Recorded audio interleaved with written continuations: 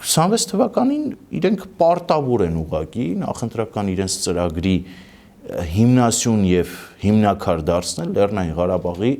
կամ Ղարաբաղի վերադարձը կամ ղարաբաղցիների վերադարձը Ղարաբաղ, երկուսն էլ շատ կարևոր է։ Իրենք այդ թեզը արդեն շրջանառում այդ թեզերը բերել են, քննարկում են, Ղարաբաղի դրոշը տանգել են, դեմները չգիտես ինչով են զբաղված։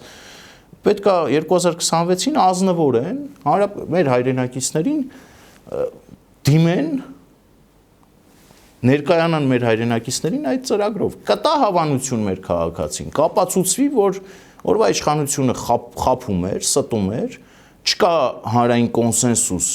Ղարաբաղի էջը փակելու, ընդհակառակը մեր հանրությունը պատերազմ է ուզում, մեր բոլորի վրա խաբար չկա։ Կամ ուղղակի այս ընթացքում մանիպուլացնում են, մարդկանց խափում են, հերթական անգամ էմոցիաներ են գողանում, հատկապես Լեռնային Ղարաբաղի մեր հայրենակիցներին թիրախավորելով որպես ամենախոցելի խավ մեր հասարակության մեջ այսօր ապրող։ Սա է հիմնական նպատակը։